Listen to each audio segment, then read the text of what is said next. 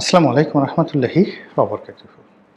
সম্মানিত দর্শক, নোবেল বিজয়ী ডক্টর মোহাম্মদ ইউনূস সাবেক প্রধান উপদেষ্টা, তিনি কি যে কোনো ফর্মে, যে কোনো উপায়ে, যে কোনো পদ্ধতিতে আবার ক্ষমতায় ফিরে আসতে পারেন? এই বিষয়টি নিয়ে আলোচনা করব। আপাত দৃষ্টিতে এটিকে আপনাদের কাছে অসম্ভব মনে হতে পারে, কিন্তু রাজনীতিতে শেষ বলে কোনো কথা নাই, অসম্ভব বলে কোনো কথা নাই। তিনি ফিরে আসতে পারেন নানা উপায়ে। প্রথমত ইতিবাচক অর্থে বলি, তারেক রহমান সাহেব তাকে রাষ্ট্রপতি পদে নিয়োগ দিতে পারেন, অথবা তাকে একেবারে সিনিয়র মন্ত্রী পদমর্যাদায় তাকে বাংলাদেশের ব্র্যান্ড অ্যাম্বাসেডর হিসেবে তিনি নিয়োগ দিতে পারেন, যে তিনি বিশ্বের বিভিন্ন দেশে যাবেন, মন্ত্রীর প্রোটোকল ব্যবহার করবেন এবং বাংলাদেশের যে রাষ্ট্রদূতদের যে কর্মস্থলগুলো রয়েছে, দূতাবাসগুলো রয়েছে, সেগুলোর সাথে সমন্বয় করে ইউরোপ আমেরিকার সাথে বাংলাদেশের সম্পর্ক উন্নয়নের জন্য চেষ্টা করবেন। যেভাবে এরশাদকে শেখ হাসিনা বিশেষ দূত নিয়োগ দিয়েছিলেন বটে, কিন্তু এরশাদকে কাজ করার সুযোগ দেননি, সেটা তারেক রহমানের ক্ষেত্রে হতে পারে। এটি হলো এক, মানে রাষ্ট্রপতি হতে পারেন অথবা তিনি বিশেষ দূত হতে পারেন, স্পেশাল এনভয় হতে পারেন। আর নেতিবাচক যদি আপনি ধরেন, সেটা হলো যে বাংলাদেশের রাজনৈতিক পরিস্থিতি ভালো থাকলো না, সরকার ভালো করতে পারলো না, জামাত যেভাবে ভয় দেখাচ্ছে, আর একটা গণঅভ্যুত্থানের ভয় দেখাচ্ছে, এনসিপি যেভাবে রাজপথ গরম করার কথা বলছে, আর একটা জুলাই বিপ্লব ঘটানোর কথা বলছে, এবং যেভাবে তারা হুমকি দিচ্ছে যে তাদের জুলাই সনদ যদি পাস না হয়, সংস্থার প্রস্তাব যদি পাস না হয়, তাদের সঙ্গে যে ধরনের চুক্তি হয়েছে সেগুলো যদি বাস্তবায়ন না হয়, তাহলে তারা বসে থাকবে না। এবং এই কথাগুলো তারা এখন বলছে, তার সঙ্গে সঙ্গে তারা কিন্তু ব্যাপক প্রস্তুতি নিচ্ছে। তাদের নেতারা সারা বাংলাদেশে ঘুরে বেড়াচ্ছে, বিভিন্ন জায়গায় কমিটি করছে, এবং সামনে আগস্ট মাসকে কেন্দ্র করে তারা ব্যাপক শোডাউন দেবে। অর্থাৎ আগামী জুলাই এবং আগস্টে তারা রাজপথে ব্যাপক শোডাউন করবে, এনসিপি এবং জামাত। এটা মোটামুটি আপনি ধরে নিতে পারেন 99.99%। আর জুলাই আগস্ট নানা কারণে বাংলাদেশে এই বছর খুবই বিতর্কিত থাকবে। এক নম্বর হলো যে বাজেটের পর অনেকে খুশি থাকবেন, অনেকে অখুশি থাকবেন, এবং এখানে অখুশির সংখ্যা খুব বেশি হবে। এবং যে বিষয়গুলো জানা যাচ্ছে, যেমন হুন্ডা, আপনি দেখেন এই যে তেলের ক্রাইসিসটা কিন্তু কেবলমাত্র হুন্ডা দিয়ে তৈরি করা হয়েছে। আবার ডক্টর মোহাম্মদ ইউনূসের জামানায় ব্যাটারির রিক্সার যে যন্ত্রণা, সেই রিক্সার যন্ত্রণায় মানে আমরা ঢাকা শহরে কেউ চালতে পারি না, এগুলো বলা হয় যে বাংলার টেসলা, এবং সেই যন্ত্রণা এখন পর্যন্ত আছে। যখন আপনি তাদেরকে ট্যাক্সের আওতায় আনবেন, এদের যন্ত্রণা আরও বাড়বে, মারাত্মকভাবে এদের যন্ত্রণা বাড়বে। 2 নম্বর হলো যে এই মুহূর্তে বাংলাদেশে কত লাখ মোটরসাইকেল রয়েছে, সিসি ভেদে সেখানে যে ট্যাক্স ধারণ করা হয়েছে, সেক্ষেত্রে তারা যদি স্ট্রাইকে যায়, তারা যদি সেই খালি পেট্রোল পাম্পগুলোর সামনে ঘেরাও করে বসে থাকে যে এখানে আমরা অন্য কোনো গাড়ি ঢুকতে দেব না, কী করবেন আপনি বলেন? বাংলাদেশে যে সকল ঢাকা শহরে যে বিদ্যুৎ সঞ্চালন কেন্দ্রগুলো রয়েছে, সেই কেন্দ্রের সামনে এই ব্যাটারির যে রিক্সাগুলো আছে, সেই রিক্সাগুলো সাইপাসের যে রিক্সা, সেখানে ঘেরাও করে রাখলো, এবং সেখান থেকে বিদ্যুৎ প্ল্যান্টগুলো থেকে তারা সঞ্চালন লাইন বন্ধ করে দিল। কী করবেন আপনি বলেন? কিচ্ছু করার নেই। এবং এদের সংখ্যা এত বেশি, এবং সেই জায়গাতে সরকার যেতে হচ্ছে অর্থনৈতিক কারণে। আবার এই বিষয়গুলো যাতে হুন্ডাওয়ালারা না করে, এই বিষয়গুলো যাতে ব্যাটারি রিক্সা চালকরা না করে, এটা সামাল দেওয়ার জন্য বিএনপিকে দেওয়া হবে না, সকল রাজনৈতিক দলের ঐক্যমত্য দরকার। এবং এটাকে বাংলাদেশের, যেমন এখন বাংলাদেশে হাম নিয়ে, অর্থনৈতিক সংকট নিয়ে আমার কাছে মনে হচ্ছে জরুরি অবস্থা জারি করার পর্যায়ে চলে গেছে। এটা লুকানোর কিছু নেই। তো সেই কাজগুলো সরকার যদি সঠিকভাবে না করে, রাজপথ যদি আবার উত্তপ্ত হয়, তাহলে ক্ষমতার পট পরিবর্তনে ডক্টর মোহাম্মদ ইউনূস নিজ নামে হোক, অথবা তিনি বলেন যে না, আমি বাপু আর পারবো না, আমি আমার প্রিয়জন, আমার প্রেস সচিব শফিককে প্রধান উপদেষ্টা বানালাম, আমেরিকাকে বলে দিল। অথবা আমি আমার প্রিয় মানুষ আমিরে জামাতের সভাপতি আলহাজ মাদ্দা জিল্লুহুল আলী আলা হজরত জনাব ডাক্তার শফিকুর রহমান, তাকে বানানো হলো। অথবা ধরুন বললো যে না, ঠিক আছে, সামিয়া, তার সাথে তার যে ব্যক্তিগত সচিব সামিয়া, অত্যন্ত মানে মোর্শেদ, লামিয়া মোর্শেদ, নট সামিয়া, লামিয়া মোর্শেদ অত্যন্ত কোয়ালিফাইড, ভালো পরিবারের সন্তান, সিলেটের খুব নামকরা পরিবারের সন্তান। লন্ডন স্কুল অফ ইকোনমিক্স থেকে তিনি পড়াশোনা করেছেন। কাজে লামিয়াকে প্রধান উপদেষ্টা বানানো হোক, অথবা লুৎফে সিদ্দিককে বানানো হোক, একেবারে আর কিছু যদি না হয়, সরকারের মধ্যে আছে যদি এখন বর্তমান পররাষ্ট্রমন্ত্রী তাকে, তারপরে তাকে যদি মনে হয় যে এখন খলিলুর রহমান সাহেবকে প্রধান উপদেষ্টা বানানো হোক, তাহলে আলটিমেটলি যে ফর্মই আসুক না কেন ডক্টর মোহাম্মদ ইউনূসের প্রত্যাবর্তন অনিবার্য হয়ে পড়বে। সেক্ষেত্রে কি হতে পারে পরিবেশ এবং পরিস্থিতি ভাবাই যায় না। আর এটা যে হবে না তাও বলা যাচ্ছে না। এর কারণ হলো যে প্রথম ক্ষমতা হারানোর পর তারা মোটামুটি 2 সপ্তাহ চুপচাপ ছিলেন, কিন্তু এখন তারা কেউ, তাদের যত রকম লোকজন আছেন, তাদের সেই মনির হায়দার, এখন মনির হায়দার বলতে গেলে 1 ডজন মন্ত্রীর উপরে প্রভাব বিস্তার করছেন। মানে শিক্ষামন্ত্রী এহসানুল হক মিলনের অত্যন্ত ঘনিষ্ঠ বন্ধু। এর বাইরে অন্যান্য যে সকল মন্ত্রী রয়েছেন তারাও যে ডক্টর মোহাম্মদ ইউনূসের বিশেষ সহকারী ছিলেন মনির হায়দার, সাংবাদিক মনির হায়দার, প্রবাসী সাংবাদিক। সেই মনির হায়দারের যে দাপট, তার যে প্রভাব প্রতিপত্তি এখন 20 থেকে 25 জন মন্ত্রীর চাইতে অনেক বেশি। ইট মিনস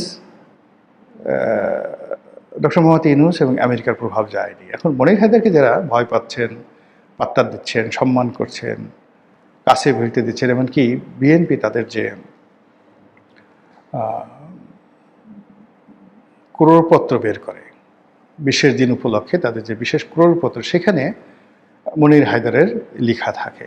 তো বোঝার চেষ্টা করেন যে মনির হায়দার এখন সরকারের কাছে মাহফুজ আনাম, মতিউর রহমান, আবার ওই যে মতিউর রহমান চৌধুরী যিনি আছেন তিনি, এরকম যে সমস্ত লোকজন এখন তারেক রহমান সাহেবের খুব ঘনিষ্ঠ হয়ে পড়েছেন, এমনকি আবদুল্লাহ আবু সাইদ সাহেব আছেন, তাদের চাইতেও মনির হায়দার এখন প্রভাবশালী হয়ে পড়েছেন। এই কারণে যে তার সঙ্গে আমেরিকার ভালো সম্পর্ক আছে বলে লোকজন বিশ্বাস করছে, তার সঙ্গে ডক্টর মোহাম্মদ ইউনূসের ভালো সম্পর্ক আছে। এছাড়া অন্য কোনো কারণ তো নেই। There is no reason at all. আবার মনির হায়দারের সাথে যে সকল সাংবাদিকদের, মানে তারা এখন অনেকেই সাংবাদিক না কিন্তু সাংবাদিক নামধারী, তাদের ভালো সম্পর্ক রয়েছে, তারাও এখন বাংলাদেশে যে কোনো আমির ওমরার চাইতে ক্ষমতাধর। তাদের কোনো চাকরি নাই, কিন্তু তারা দিদারসে ঘুরছে, সরকারকে রিপ্রেজেন্ট করছে, সরকারের পক্ষে কথাবার্তা বলছে। বরং এদের এই যে উপস্থিতি এবং এরা সবাই ইউরোপ প্রবাসী, এরা সবাই আমেরিকা প্রবাসী, এবং এদের এই যে ক্ষমতা, ইট মিনস আমেরিকার প্রভাব ক্রমশ বাড়ছে। তো আপনার যখন, আমার ব্যক্তিগত জীবন নয়, আপনাদের জীবনে এটা ঘটছে যে ক্ষমতাধরদের লোকদের আসলে মন মানসিকতা মেনটেন করা বা তাদের সাথে কমপ্লাই করা খুব কঠিন একটা বিষয়। ক্ষণে ক্ষণে রাজার সাথে সম্পর্ক থাকলেই আপনার গলার উপরে তলোয়ার সবসময় আপনার গর্দানের উপরে ঝুলতে থাকবে।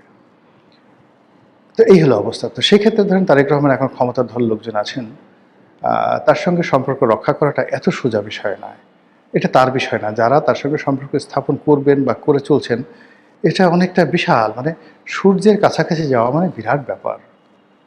একইভাবে তারেক রহমান সাহেবের যে ক্ষমতা, তার চেয়ে 100 গুণ ক্ষমতা, কোটি কোটি গুণ ক্ষমতা, বিলিয়ন বিলিয়ন ট্রিলিয়ন ক্ষমতা আমেরিকার এবং ডোনাল্ড ট্রাম্পের। ফলে এই পাগলা ট্রাম্প কখন যে কি করে, কখন যে কোন সিদ্ধান্ত নেয়, তার বন্ধু বানাতে দেরি লাগে না, শত্রু বানাতে দেরি লাগে না, সিদ্ধান্ত পরিবর্তন করতে দেরি লাগে না, বোমা মারতে দেরি লাগে না, পা ধরতে দেরি লাগে না। তো এরকম একজন উন্মাদ যখন আমেরিকার প্রেসিডেন্ট, তো সেই আমেরিকা যখন বাংলাদেশ নিয়ে খেলছে, এতে কোনো সন্দেহ নাই সেই খেলার ক্ষেত্রে যে কোনো সময় দাবার ছক পরিবর্তন হয়ে যেতে পারে। যে কোনো সময় ডক্টর মোহাম্মদ ইউনূসের ভাগ্য আবার খুলে যেতে পারে। যে কোনো সময় আওয়ামী লীগের কপাল খুলে যেতে পারে। যে কোনো সময় তারেক রহমান সাহেবের কপাল খুলে যেতে পারে, আবার সবার কপাল একসাথে পুড়ে যেতে পারে। তবে এখন লক্ষণ যেটা দেখছি সেটি হলো সরকারকে চাপে রাখা হচ্ছে, সরকারকে ভয় দেখানো হচ্ছে।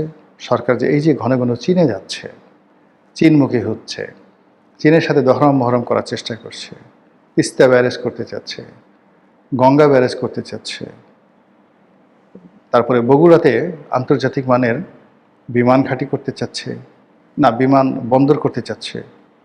বগুড়া আন্তর্জাতিক বিমানবন্দর, যেটা বাংলাদেশের সবচেয়ে ভালো বিমানবন্দর হবে বলে সবাই আশঙ্কা করছেন। এর কারণ হলো এই আন্তর্জাতিক বিমানবন্দরে চীনের বিমানগুলো সরাসরি চীনের প্রেসিডেন্ট ইচ্ছা করলে বগুড়া আসতে পারে। আর বগুড়া একটা সময় তো বাংলাদেশের রাজধানী ছিল। তো সেই বগুড়ার মহাস্থানগড়, পুণ্ডবর্ধন, পুণ্ডনগরী, এগুলো তো ঐতিহ্যবাহী। আর বগুড়া থেকে একটু সামনে গিয়ে চাঁপাইনবাবগঞ্জ যদি আপনি যান উত্তরবঙ্গে, সেখানে বহুকাল প্রায় 300 ইয়ার্স ওখানে বাংলার রাজধানী ছিল। আলাউদ্দিন হোসেন শাহ, যে হোসেন শাহী বংশের রাজধানী, সেটা ওখানে ছিল। ওখানে সেই কি বলবো, যে ওই যে ছোট সোনা মসজিদ, ওই সুলতানি আমলের নিদর্শন।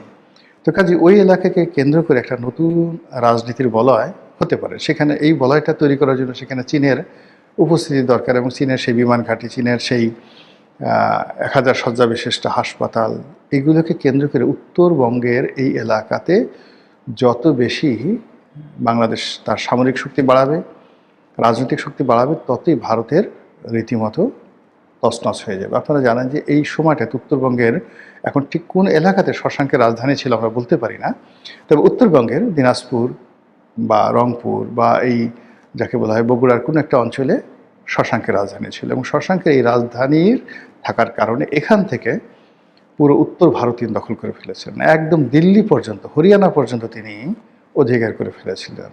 তো সেই জমানা আবার যে আসবে না ইতিহাসে, এটা কিন্তু ভারত জানে যে এটা এনি টাইম এটা ঘটতে পারে। একজন মানুষ, এখন তারেক রহমান সাহেব যে বাংলার নতুন শশাঙ্ক হবেন না এটা বলা যায় না।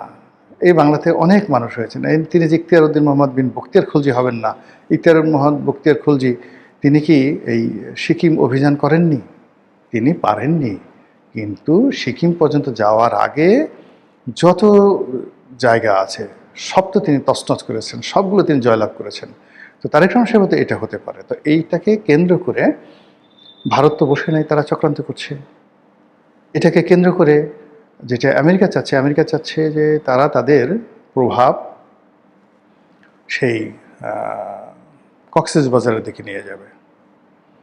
আর তারেক রহমান সাহেব এবং চায়না তারা চাচ্ছে উত্তরবঙ্গে, দক্ষিণবঙ্গ বাদ দিয়ে উত্তরবঙ্গে। আর কক্সবাজার মানে ওই পুরো অঞ্চলটা, কক্সবাজার থেকে শুরু করে আপনি যদি সমুদ্রের তীর হয়ে নোয়াখালী আসেন, তারপর পটুয়াখালী যান, এরপরে কুয়াকাটা যান, এরপরে গোপালগঞ্জ যান, এই এলাকাকে কেন্দ্র করে শেখ হাসিনার একটা যে মাস্টার প্ল্যান ছিল, ভারতের মাস্টার প্ল্যান ছিল সেই, এবং আমেরিকার মাস্টার প্ল্যান ছিল তার অ্যাগেনস্টে বগুড়াকে কেন্দ্র করে, উত্তরবঙ্গকে কেন্দ্র করে এই যে নতুন যে মাস্টার প্ল্যান হচ্ছে, সেই মাস্টার প্ল্যানে মার্কিন ডিপ স্টেটের যারা এজেন্ট, তারা যদি ক্ষেপে যায়, রাগ হয়ে যায়, তারা যদি তাদের সেই যে অতীত কর্মকাণ্ড সেটাকে আরও শক্তিশালী করে, তাহলে এই যে ডক্টর মোহাম্মদ ইউনূসকে নিয়ে যে কথাগুলো বললাম, এটা কি খুব বেশি অবাস্তব আর অসম্মান মনে হতে পারে?